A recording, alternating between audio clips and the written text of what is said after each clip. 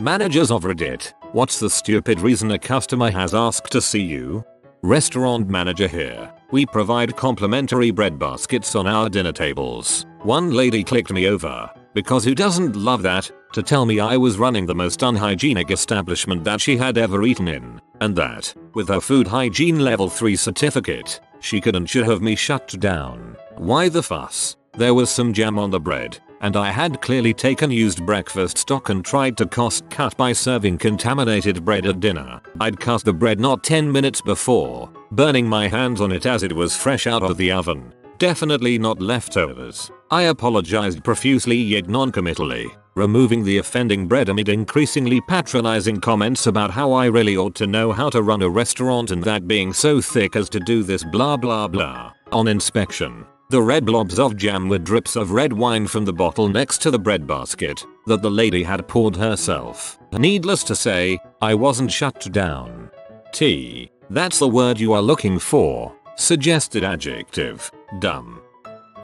I had this insane woman flag me down at a Chinese restaurant I used to manage. She very loudly told me she found a hair in her Mongolian lamb and showed me a long sauce-covered blonde hair. For reference, I had short black hair at the time and the entire kitchen and wait staff on that night had relatively short black hair. The woman had long blonde hair. Instead of letting her cause more of a scene, I apologized and got the kitchen to make her a new serving to replace the meal, even though she and her kids had essentially eaten the entire serving already. The part where crap started to really go down was when she came up with her family to pay. She refused to pay her entire bill due to the huge thick hair I found in my food, which she loudly announced to the room. At this point, the restaurant owner came out and started having a screaming match with the woman for trying to rip us off. Her kids appeared to cry on cue. I sent my boss back to the kitchen and said I would figure it out. I turned to the woman and explained calmly that I would be happy to take the Mongolian lamb off of her tally,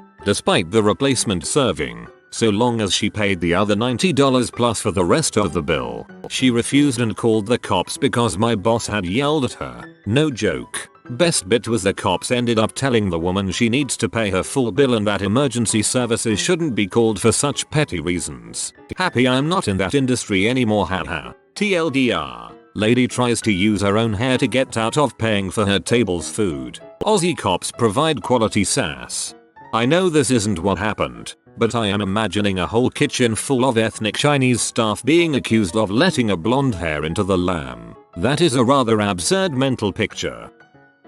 Because a bartender properly poured a beer. It was Stella in the Stella chalice. It's listed in the menu as 13.5 ounces and that's the fill line. Dude asked the bartender to top him off as the head had died down a bit. Bartender does so and the guy wants the head completely poured off. Bartender points out the fill line and says that he can't just pour away beer, head is mostly beer. Customer takes this as attitude. Dude doesn't like it and comes to me, and since I hadn't heard this, I immediately point out the fill line. He ended up returning the beer. I like to think that he had to go to the bathroom where he would have walked past that lame 9-step perfect Stella pour poster that we have that specifically references the fill line and that the beer is supposed to have head. Oh, and I had to spend a solid 5 minutes explaining sales tax and how it applies at a restaurant, but not at a grocer.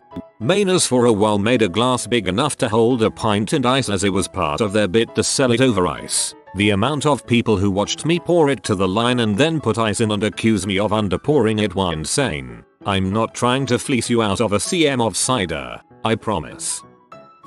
Quite a few years ago I was working at a pizza chain and I had someone call in and ask an employee if we would honor a coupon that was over a week expired. My employee told her that we couldn't honor it but he would ask me. Before he got the chance to ask me, she decided to make a big fuss, was fairly disrespectful to my employee and wanted to speak to me about it directly. She complained saying it was only expired by a few days. I backed what my employee had told her. We wouldn't be honoring it. About 20 minutes later we got a call from her again and this time I had answered. She didn't make it the whole way through asking if we would honor before I told her the answer was still no. We had caller ID so I knew it was her again. About an hour after the second call, the employee who took the first call comes back to me saying there is a woman at the front of the store who wanted to speak to me about him not honoring a coupon. It was the same expired coupon. She told me that she would be going elsewhere for pizza from that point on because our service was terrible, specifically that not honoring an expired coupon for a loyal customer. I had never seen her before and we had no records of orders from her. Was bad business. I told her she was welcome to go elsewhere. The ultimate kicker is that the coupon was for 50 cents off any order. It wasn't a big deal and I would have absolutely honored it had she not treated my employee like crap on the phone. TLDR. Customer was rude to my employee so I wouldn't honor her expired coupon. Yeah, I thought she lost her chance when she started being a bee. Asking me what the showtimes were. They demanded I come over to guest service where they stood tapping their foot impatiently. Keep in mind I am in another part of the building, so it takes me several minutes to walk all the way there. I get to guest service and ask them what the issue is. They say we need to know the show times for today. I give them a weird look, as the box office is literally right outside the doors with a huge marquee displaying the digital showtimes. We also had a huge digital McQueen sign on the inside of the building in the lobby displaying all of the current showtimes. It was also a weekday, so it was slow. We have the showtimes outside on the display board in box office. I mistakenly told them, well, it's cold outside. This really baffled me as it was nearly 60 degrees that day and the husband was wearing shorts. 60 is warm as I live in the northeast. After reading them some showtimes they got mad. Well, don't you have anything right now? I told them that no, we did not have anything starting in the next 5 minutes. They stormed off without buying any tickets. Don't know how someone ends up that entitled stupid and complains about standing outside in spring weather. Was the casino beverage manager in Vegas and was covering the pool bar manager that day. It was in the middle of summer and the pool team calls me saying an irate woman wanted to speak to the manager. I make my way out there in 100 heat while wearing my suit and tie. This lady was seated in the VIP area and was complaining that her margarita had melted within 10 minutes and wanted me to give her a replacement as it melted too fast. Last I checked, being a beverage manager didn't give me control of the elements nor the laws of thermodynamics. But I tried to reason with her that it was 100 and we can't prevent ice from melting. But I sure as heck was melting in the sun with my black suit. She was totally livid and insisted that either we get her a replacement or to put her partially consumed drink back into the blender with more ice. Reblending the drink was never gonna happen as it violates a bunch of health codes. I turned to the pool manager and asked, did anyone verify her VIP status? As VIP guests have an assigned casino host which would liaise with me directly, or I would know who the VIP guests are during the pre-shift brief. Long story short, she snuck into the VIP area, so I got security to kick her out of the pool in a blink. If you're going to be crappy and sneak into a place, don't draw the attention of the people who can kick you out. That's double dumb. Customer comes to the bar and demands to speak to the manager. Won't say why, won't deal with anyone else. He's told I'm not working for another 3 hours and says he'll wait. Stands at the bar angrily. Staff call upstairs to me, I live up there, and explain he's just standing there tutting. He realizes they're on the phone to me and gets angry because I'm upstairs and won't speak to him. Went down and asked the problem. When X ran this pub he used to have mild on tap for me. You don't. It's disgraceful. What am I mean to drink now? I explained that yes, X did stock mild and when I arrived I audited the stock and realized most of the barrel was getting wasted every week. So I stopped ordering it and switched to an ale that would sell. Dickhead is still angry and says if I order it he'll drink it. I tell him he'll have to drink 9 gallons in 3 days. Still adamant I should order it. So I told him I'd order a barrel, and if it didn't sell he could pay for the wastage. I got a spare barrel from another pub, tapped it, waited and surprise surprise, he had 1 pint that week and sheepishly vanished forever. I tell him he'll have to drink 9 gallons in 3 days, a pint an hour for those who wondered. I worked at a Toyota dealership and a salesman said his customer asked to speak to the manager because Jesus told her that we would provide her with a car. I asked her if Jesus was paying cash or financing. She literally expected us to just go, oh okay, well, pick out whatever tickles your fancy. As a server I got tipped in Jesus pamphlets every Sunday. I thought about asking them if instead they could pray that Jesus would pay my light bill instead of sending me Bible pamphlets.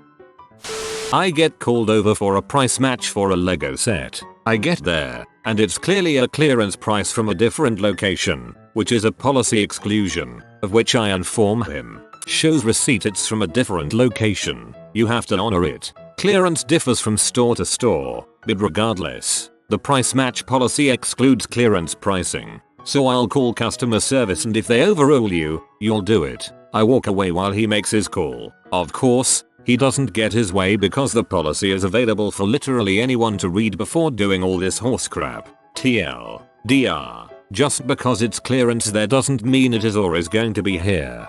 The general public simply does not understand retail. I worked at a marine business for a number of years. I was the head buyer for a long time. One of the things we sold was anchor chain. We sold a lot of chain for boats. We would buy it in bulk and sell it for the same amount as online retailers when you account for shipping. In a lot of cases we sell 250 plus to a single buyer. I had a customer come in and want to buy 250 feet of 3/8 chain. This stuff weighed right around 2 pounds per foot. He wasn't happy with the price that was listed and asked the sales staff for someone higher up. I was the only one available and had to go deal with this. He pulled up the internet and showed me this place that was 3 states away had it for sales slightly cheaper than what we sold it for. I told him we wouldn't price match and he'd still have to pay shipping. The guy says no I don't. I'll drive to go get it. Great, go get it. Fast forward 2 weeks. Guy comes in and I asked about his purchase. Yes. He did buy it, and yes, he did drive 3 states away to pick it up in his Honda Civic hatchback. He blew out both rear shocks because the dumbass didn't account for the weight of 250 feet of anchor chain in the back of a car. It was pure vindication.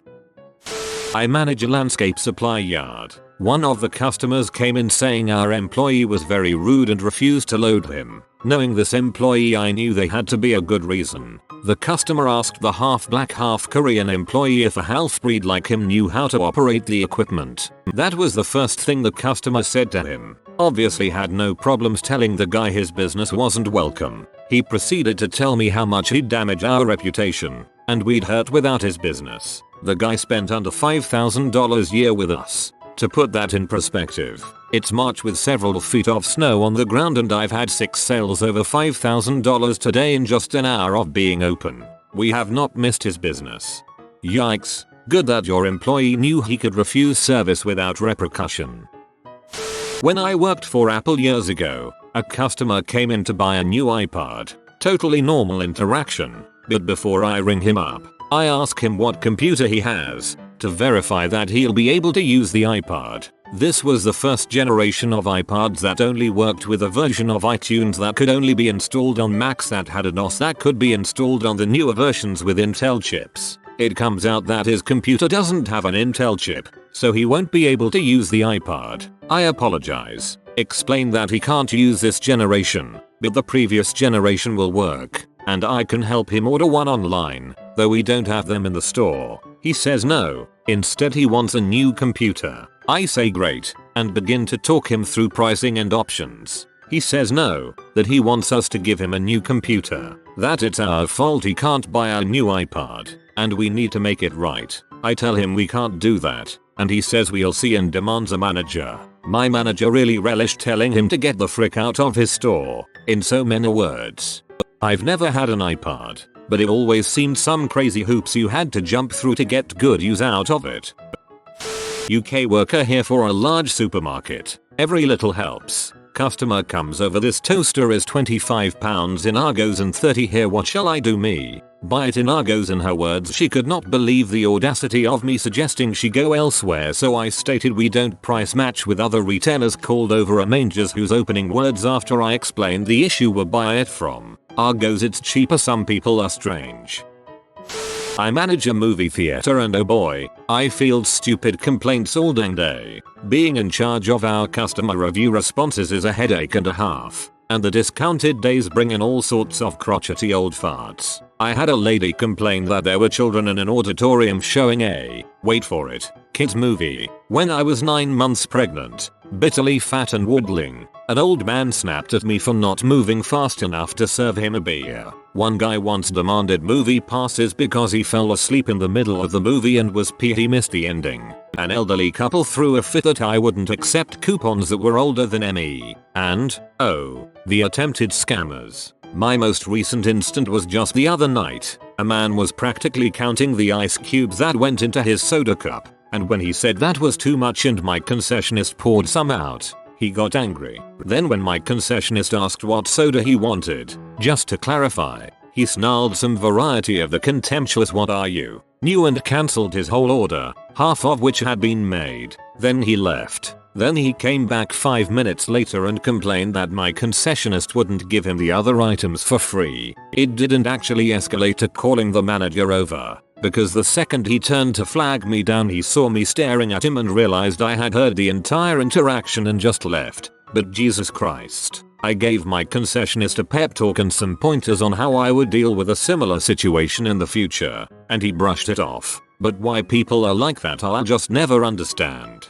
Sadly, people are like that because it's cheap and easy to be a dong. At best you get something free, and at worst you get what you wanted as long as you're willing to pay for it. Terrible people recognize this and exploit the heck out of it. God, I hate those people. I used to work in a bar. We added a new tap to start selling Carlsberg beer because of some promotion the supplier was doing. A few days later, old guy demands to speak to the manager. He says that the Carlsberg tastes off and totally wrong. Tastes fine to me, but he says he's been drinking Carlsberg as his main pint for a year and knows it tastes wrong. I was the one who set up the keg line taps etc. So my manager takes me aside. At first I'm thinking, frick, I must have upped the beer lines somehow. Frantically running through all the steps to imagine what I could have done so wrong and if I've somehow been poisoning our customers with bleach or some crap for the last few days. Then the old guy says, "Yeah, you must have messed up big. I drink Carlsberg here every week, and it's never tasted like this." I'm thinking, what? We didn't sell Carlsberg here before a few days ago. So I call up the head barman. Where the frick were we getting Carlsberg for this man before now? Was it bottled Carlsberg or something? Oh him? LOL, just give him a Budweiser. He made such a fuss when we first opened that we didn't sell Carlsberg that we just gave him Bud, and he's been drinking it ever since. Don't argue with him, it's not worth it. So I went out back and fixed the taps. I apologized to the man, and I told the barman to give him Budweiser in a Carlsberg pint glass. No more complaints. So I went out back and fixed the taps. I apologized to the man, and I told the barman to give him Budweiser in a Carlsberg pint glass. Sir, I must make a complaint. I ordered a Bud and you put beer in my glass. Not a manager, but when I worked at a Tex-Mex restaurant, a woman asked to see my manager because she was supposed to get 90 cents in change but said she didn't want that much change, so she wanted me to give her a full dollar instead. I told her if you don't want your change you don't have to take it, but I can't just give you extra money, even if it's just 10 cents. She then asked to see my manager, who gave me the most really look and proceeded to politely tell her the same thing.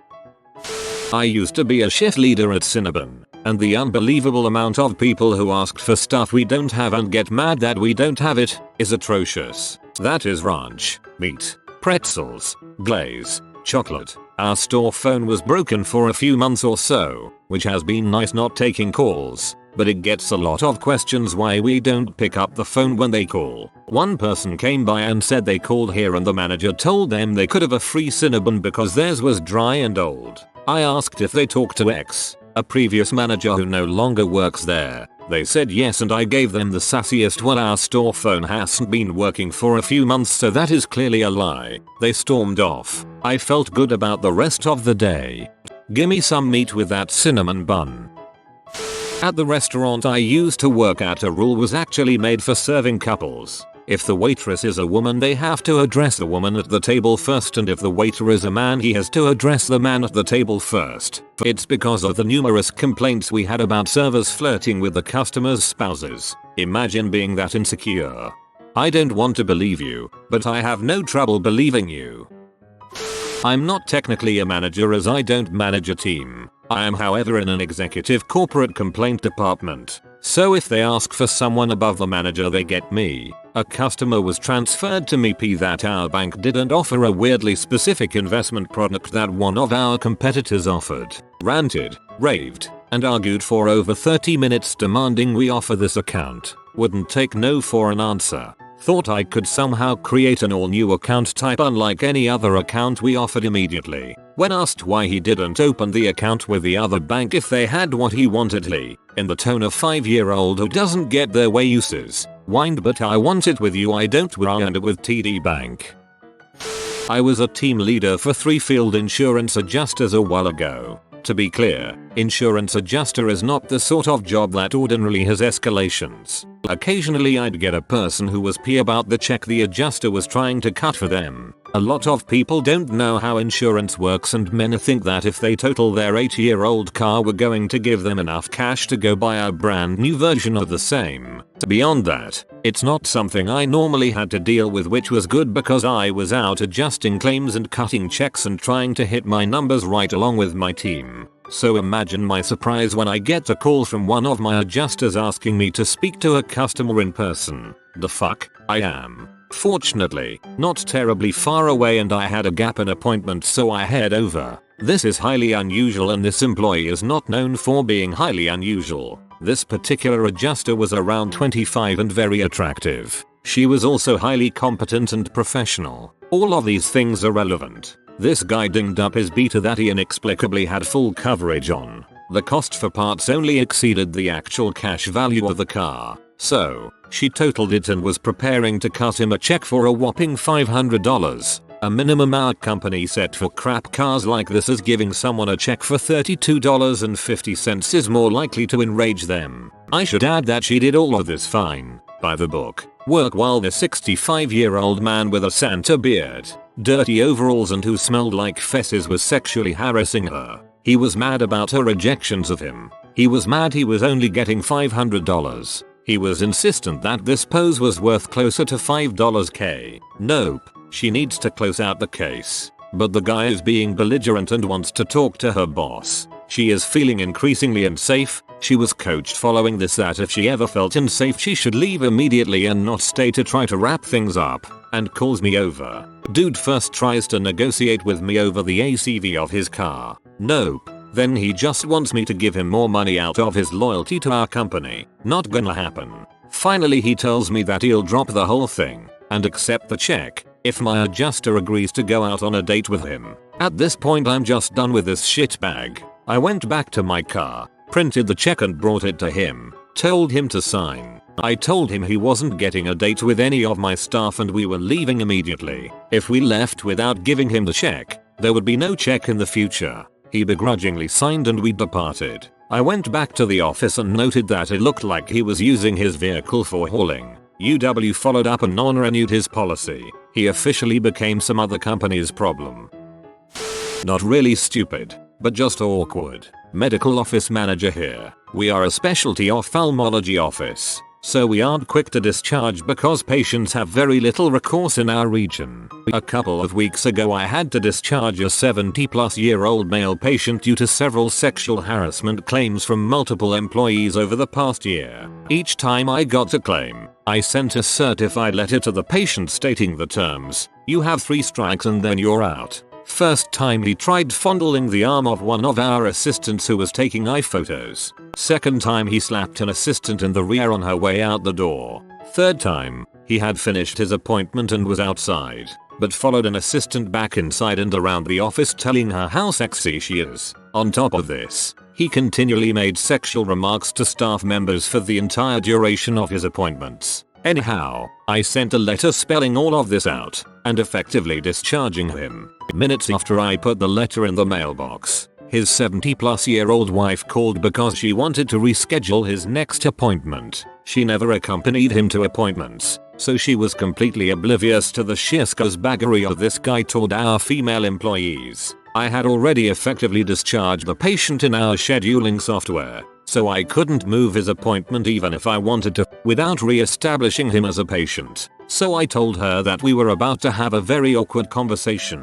I didn't know honestly, whether it was legal to tell her anything. So I told her that he had been discharged, but I couldn't really say why. I told her that I sent a letter addressed to him and that it went into great detail about why. I suggested that she speak with him about it after he received that letter. Of course, she grilled me for information. She asked, was it because of his conduct toward employees, and I replied that there are very few reasons why we would ever discharge a patient, and that was certainly one of the reasons. Otherwise, she was trying to squeeze blood from a stone. I wouldn't tell her anything else because I simply didn't know where the situation stood in terms of HIPAA and basic professional privacy etiquette. She hung up 10 minutes later, angry at me to the point of tears, but also suspicious of her husband of 50 plus years. I bet the conversation at their dinner table was really tense that night.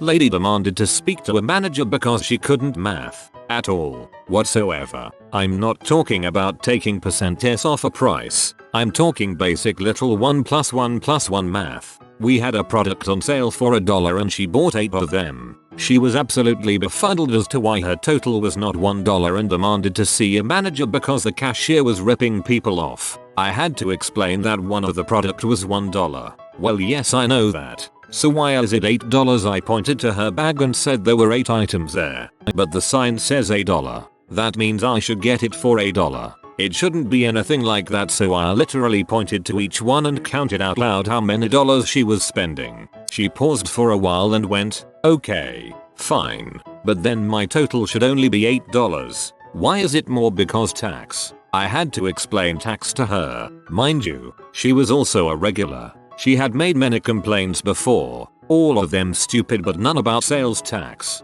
It shouldn't have been such a foreign concept. My mom worked at a dollar store for a while. Every single day people would come up with 20 items for $1 and a $20 bill. She had to explain sales tax to people every day. I don't understand how these people function in society.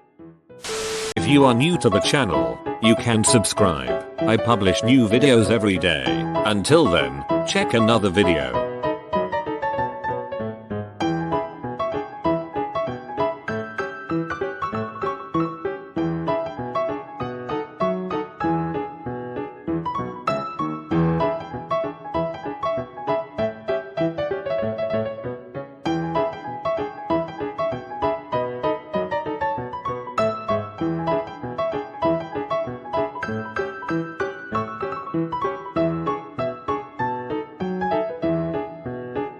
Bye for now.